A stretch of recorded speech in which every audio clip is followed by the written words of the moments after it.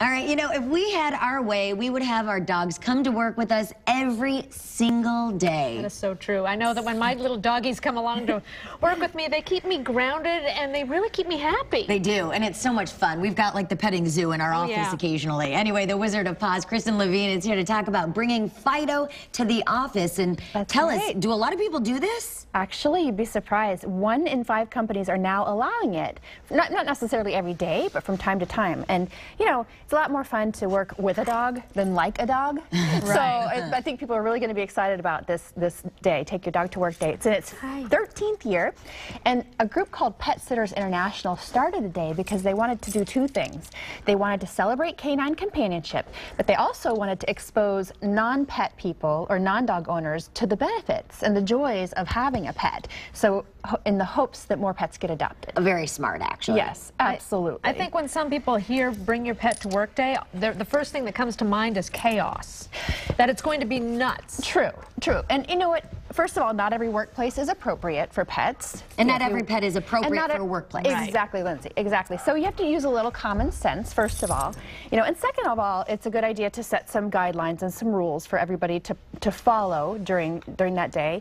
But you know, the reason so many employers are getting on board with this and allowing it is because it improves employee relationships, it reduces stress in the workplace, and there are studies that show that people that are allowed to bring their pets to work stay at work longer. I was just going to say, I've heard that people work longer and harder when they have their animals there. Sure, they're in more of a comfort zone. They don't have to rush home to let Kinsley go potty. By the way, this is Kinsley. Hi, Kinsley. And she's a rescue dog, and she comes to work with her mom, Kayla, every Friday at our workplace. She has her nails painted. Yeah, you guys got to see that. We both are wearing the same nail color. She is really, now she is well behaved. I mean, absolutely. Has she been through obedience class? Because that comes in handy too. She's done a little bit of obedience. And actually, when Kayla adopted her, she already had a lot of manners. So that's another benefit to adopting a pet. Sometimes they already have some training under their belt. What kind of companies are doing this? I mean, I know we've heard Google doing this, and you know that's a massive company. But is it smaller companies? Is it pet shops? Is it florists? Or is it runs the gamut.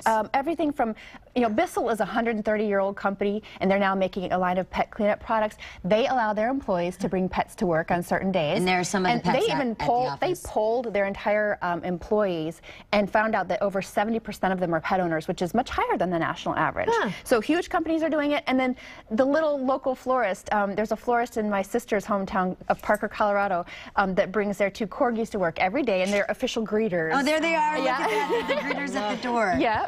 So if you want to bring your dog to work, though, you should really gauge its temperament. Is this animal going to be right for the office? That's a big thing. Absolutely, absolutely. Because you don't want it to become a distraction, obviously, or then you're going to ruin it for everybody. And if somebody has horrible allergies and they sit next to you, it's really not appropriate to bring your dog, There's a lot of discussion items that need to take place before you actually enact this in your own workplace. Temperament, personality, like you said, any allergies. Safety elements? Safety. You certainly would want to pet-proof the area that your pet is in. You want to make sure that you have them under control at all times with the leash. Maybe bring their carrier or a crate.